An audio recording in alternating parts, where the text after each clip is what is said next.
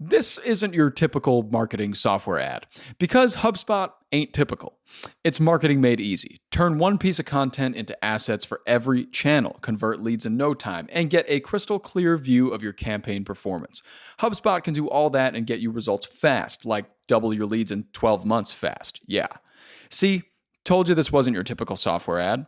Visit HubSpot.com/marketers to get started for free.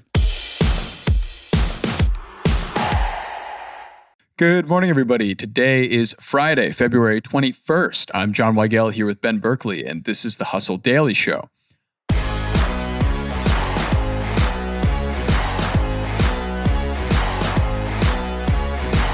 Walmart had a bit of a shakeup this week, with stocks taking a bit of a tumble on Thursday. The company announced that it lowered earnings expectations for 2025, and it seems like investors didn't love to hear that. However, given the incredible 2024 that the company had, is Walmart still poised to be on top of the retail world this year? We'll get into all that, but before we do, let's give you the news in business and tech. To start us off today, interesting point here, Amazon now owns and has creative control over the James Bond movie franchise. Didn't have that in my bingo card for this year. Amazon, MGM Studios, and Bond film producers Michael G. Wilson and Barbara Berkley announced a joint venture for the Bond franchise. Amazon also acquired MGM back in 2022, if you remember, not too long ago. Ben, what do you think about Amazon now owning Mr. Bond? I mean, we have to say it. We all know what we're all thinking is that a couple of years ago, Bezos shows up jacked, and there hasn't been a casting announcement for the future of the franchise. And now this. So I don't know. I'm drawing some conclusions here, and I'd see that movie. Next, OpenAI hit 400 million weekly active users in February, up 33% from the 300 million users it saw in December of 2024. The company has also amassed 2 million paying enterprise users, roughly doubling their amount since September. From there, we go into more tech. Smartphone companies might want to be on alert a little bit. London is just one of the cities that seems to be embracing, quote, digital detox events. At these events, people pay about $12 to put their phone in a lockbox before entering. Many Gen Zers cite a desire to connect with the real world. Makes sense. The average phone time for a young British person, at least right now, is about 4 hours and 3 minutes a day. Ben, is this crazy or is this okay? Well, I mean, it's okay. It's nice. First off, 4 hours a day seems actually kind of low. So good on them. Applause for the UK on that one, yeah. And I'd also note you don't have to pay to not look at your phone. But clearly there is demand here. I think this is something that, especially in an AI era, as you continue to just see all of the, tech forward life, sure, you will see the backlash as well. And this is just kind of the latest on that thread. Yeah, definitely. And the point you made was something that I thought of when I first read this headline today, that you could just put it away. Yeah. And not in a box. But then again, it kind of adds a layer of self-control, as I'm sure a lot of phones now do with like their screen time. Yeah. You can only use this app for some odd minutes, but easier just to put it in another room, I think. Yeah, but accountability. I'm going to give them this one. All right. Yeah. Now I'm willing to spend $12 to put my phone away. Yeah, stimulate the economy a little bit. Come on. Let's do it. From there, we move to your feet. Birkenstocks are officially not art. The German shoemaker tried to get its sandals classified as art to secure stronger copyright protections and stymie their competitors. But a German court ruled that, quote, pure craftsmanship using formal design elements was just not enough to reach that status. And finally, if you've heard about the upside-down crash landing of a Delta plane in Toronto, we have a development on that for you.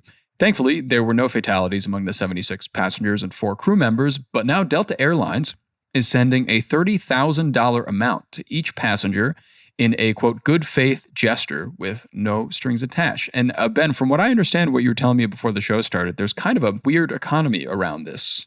Yeah, there's a lot going on here. And I would just say Delta's just getting ahead of things. They know some of the passengers have already retained counsel and trying to figure out how to get additional compensation.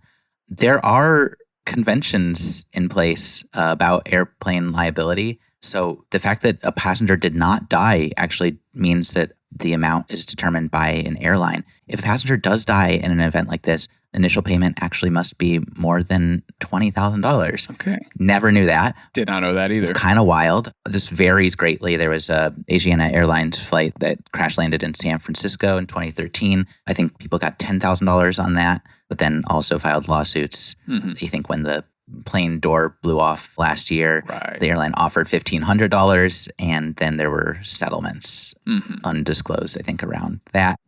It's a really murky world, and also not worth it at all to make that money. Yeah, definitely not worth it. You got to imagine also when the lawsuits come out about this, how many of these passengers will just take that $30,000, maybe give it to a lawyer and see what they could do with that money. But it's nice of Delta to offer this. But once again, yeah, pain and suffering is kind of tough to put a price on. Yeah.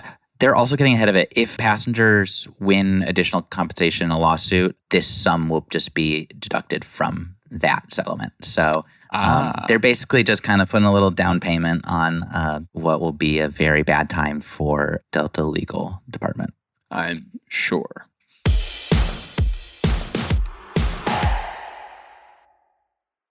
Okay, from one big company to another, we go to Walmart. Is Walmart in trouble? The stock fell a bit this week after reports surfaced that the company is pulling back on its earning expectations for this year. So Ben, let's talk some details about it. What's up with Walmart right now? What's going on over there? So as you mentioned, they are making headlines for revised guidance for the year. They're forecasting lower than expected profits in 2025. This is not entirely uncommon for them. You know, they've previously started here with caution and then painted a rosier picture as time carried on and they knew a little bit more about the market. There's a lot of reason to believe that will happen again here. But, you know, just some specifics here, you know, they're expecting 3 to 4% net sales growth. That's lower than the 5% that they experienced last year. So how worried should you be about Walmart based on this? I would say the answer to that question is zero, zilch, like never worry about Walmart. How much should you worry about the U.S. economy based on this? I think that's really the question at heart here. And that's not zero. Also not time for panic, but basically, you know, American money vibes have already felt wobbly between inflation and now tariff uncertainty. Now its largest retailer isn't projecting the same level of confidence that it had before. So cue more wobbly feelings. Right. A lot of those tariffs announced, of course, are on things that Walmart would want to sell retail and would kind of have to increase prices on. That wasn't really noted in their Q4 reporting or in this announcement, but I'm sure that is at the root of some things here. But let's talk about Walmart's last year, 2024. Apparently they had a really good year. What was the performance like? I mean, great. You know, Walmart is, I think, still crushing it. They're doing really well. I think, you know, something that compounds these headlines about their guidance is that this week, Amazon outperformed them for the first time. So since 2012, you know, Walmart at that point had passed ExxonMobil as like the revenue leader. Like nobody has produced higher levels of quarterly revenue than Walmart until now. And Amazon just like beat them out by like $9 billion in the fourth quarter. But it just makes them seem like they're losing a step. They are not. They're still tops in annual revenue. They're projected to, you know, approach like $709 billion this year. Wow. And they're also just like in a really strong position because they've diversified a lot. They've got strong revenue streams in advertising, Walmart Plus memberships. They're doing a lot of third-party marketplace sales as well. Yeah. So they're doing okay. Yeah, you know that we talked a few weeks ago just about how successful their last year was and their Q4 was and how a lot of their store managers or district managers seem to be getting a nice bonus as well as a high six-figure salary, which is, I mean, kind of crazy, but it is true that Walmart is just a performance giant. And I think a lot of this slowdown, a bit of inflation, of course, a bit of sales dipping everywhere in January across retail just for the cold weather and the fires in Southern California, obviously, what happened in North Carolina at the end of the year. So there are some things that have affected everybody, but Walmart, to your point, has stayed firmly on top. And this slight tremor by some investors makes sense, I guess. But in the grand scheme of things, it seems like their year is going to be a very good one and they will grow at least a little bit. Yeah, I mean, and if you look at their holiday sales as well, those numbers beat expectations from Wall Street. So this could also just be a natural lull following that in January. But yeah, if you look broadly, it's an uncertain climate ahead for retail at large because you saw core inflation pick up a lot last month. And so that has retailers worrying that people will pull back on discretionary spending. The great thing about Walmart's business, though, is those macro worries are ultimately the reason why they'll succeed. They are built to cater to cash-strapped customers. And, when the economy is in the toilet, people put a greater emphasis on value and low prices. Right. Nobody is better positioned to give those things to them. On pricing wars, even if tariffs really change that, they can go toe-to-toe with Amazon. Mm-hmm. They can blow Target out of the water. Will it be as strong of a year relative to last year? Maybe not, but they will be fine. Yeah. Walmart is fine, everybody. That's the message here. Yeah. I would say the only big threat I could see to their business is just their recent rebrand, which is not an actual threat. It just makes people think Walmart looks stupid.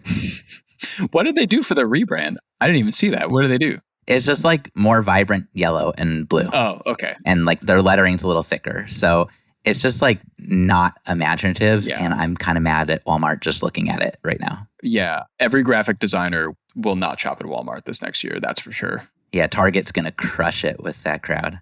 Oh, yeah.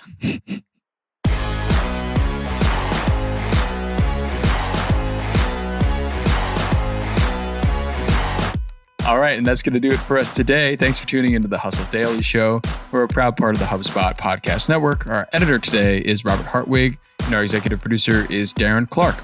We've got a ton more tech and business coverage in our newsletter. Go sign up at thehustle.co/email and follow us on Instagram at The Hustle Daily. We'll catch you next week.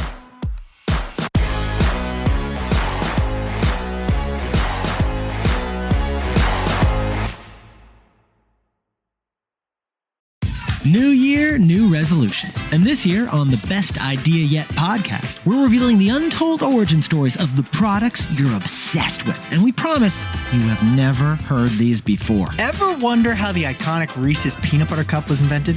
Because it was by accident. H.B. Reese, a former frog salesman, true story, stumbled upon the idea after accidentally burning a batch of peanuts. Classic. Proving that sometimes our best ideas arise from what seem like our biggest mistakes. And Jack, did you know there's a scientific explanation why humans crave that surprising combo of peanut butter and chocolate? I didn't, but it sounds delicious. It is delicious. So, if you're looking to get inspired and creative this year, tune in to the Best Idea Yet. You can find us on the Wondery app or wherever you get your podcasts. And if you're looking for more podcasts to help you start this year off right, check out New Year, New Mindset on the Wondery app. Who knows? Your next great idea could be an accident that you burned. This is Nick. And this is Jack. And we'll see you on the Best Idea Yet.